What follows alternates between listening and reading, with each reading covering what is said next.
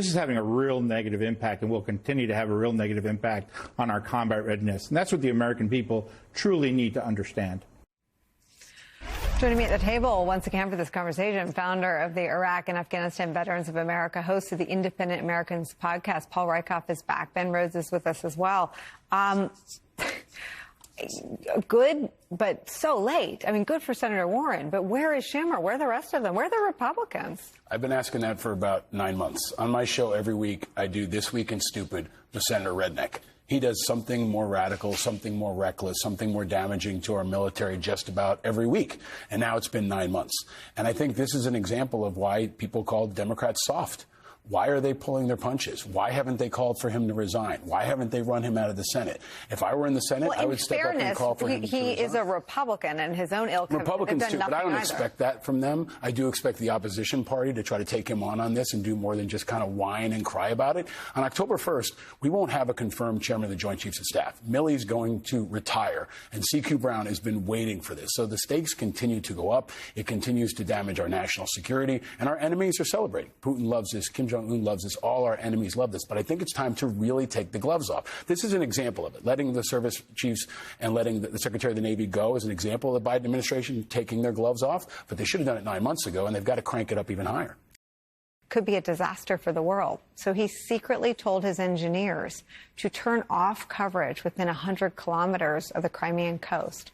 As a result, when the Ukrainian drone subs got near the Russian fleet in Sevastopol, they lost connectivity and washed ashore harmlessly. Quote, if the Ukrainian attacks had succeeded in sinking the Russian fleet, it would have been like a mini Pearl Harbor and led to a major escalation, Musk says. We did not want to be a part of that. We're back with Ben and Paul. I mean, mini Pearl Harbor against Russia is what he prevented the Ukrainians from carrying out. How do you feel about that? Musk is no patriot.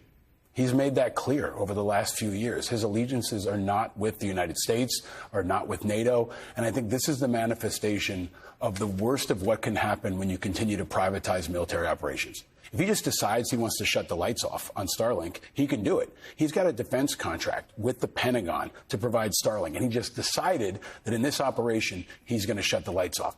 9/11's on Monday.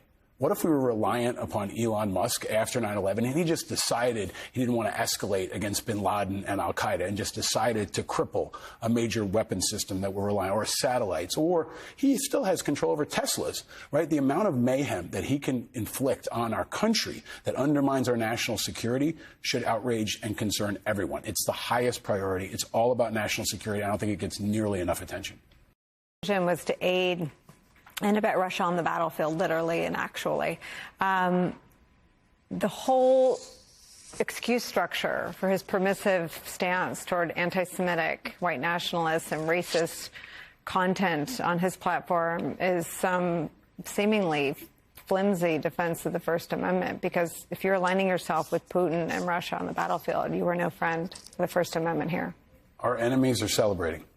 There's so many different directions that are attacking our national security. If you look at it from the standpoint of the Pentagon, you've got Elon Musk messing around with Starlink.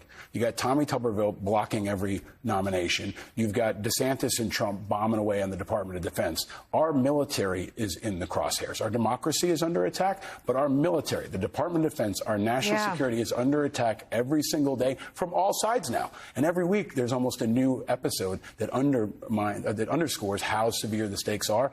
9/11's Monday. We have to learn the lessons of 9/11 and think about what we would do if another 9/11 happened. And imagine this scenario unfolding if we got hit again on Monday. That's what the Pentagon's thinking about. But I don't think enough of our political leaders and the country is thinking about that.